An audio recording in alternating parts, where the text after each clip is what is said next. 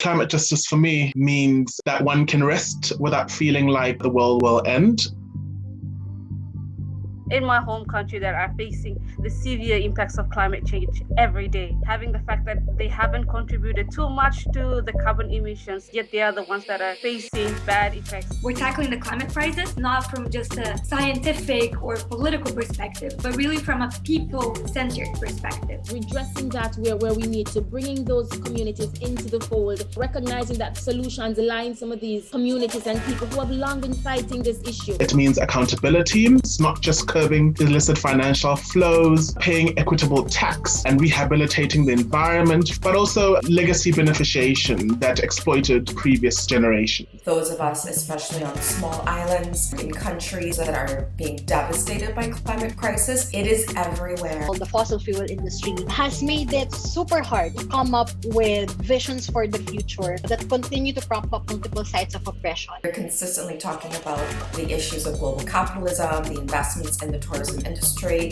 extractive industries, and foreign investments that devastate the environment, that have devastating consequences on culture. It is not exclusive or individualistic, but a more holistic, sustainable approach to harnessing nature as harmless a manner as possible.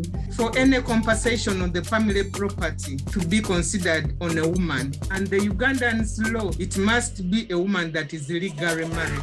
The biggest number of women are not legally married, and they are the ones that work on land, keep land and protect land. There has always been a negative image on the indigenous people of Thailand that we are the destroyer of the nature. Indigenous people are not recognized by the law in Thailand. There's still a very big mistrust in our way of life. It's very important to ensure that whatever processes, projects, discussion, we must put women at the center of all this. Only then we can gain more participation of women who are very vital in the conservation of our biodiversity. Women are resilient, but it doesn't mean that we have to suffer. Two major economic fuentes or sources continue to be tourism, often with deep racist and patriarchal inequities, monocrop agriculture on lands that have not been redistributed, often farmed with labor violations because of these transnational corporations creating food systems that really harm the land. The concept of colonialism was pegged on exploiting the continent. We as women suffer the brunt of extraction, where people say you will get jobs. It is unpaid labor that goes to the men that to burden the woman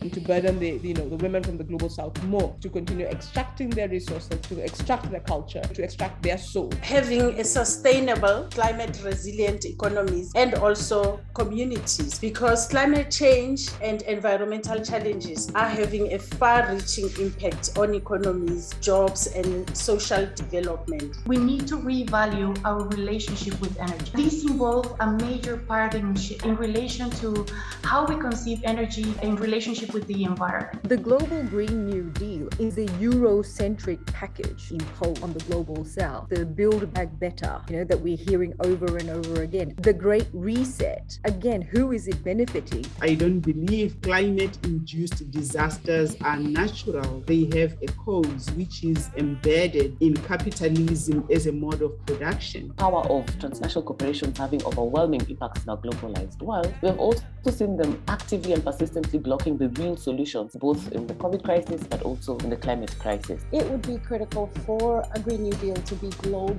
with the implicit understanding that there is no country or region on the planet that exists in isolation, that our world is inextricably interdependent through trade, human capital, climate, refugee. There's a repeated pattern that we've seen inflicted by neoliberalism with no active effort to acknowledge or address the consequences of extractive economic and business models that have been forced on these settings, on these countries, on these communities. Policy apparatus around the Green New Deal, it's like an extension of racial capitalism, but it's characterized almost as green growth. These initiatives have to be definitely framed by the CSOs and development partners. This has to be focused on the underlying cause of structural, historical, systematic, and indirect discrimination against marginalized and underrepresented groups.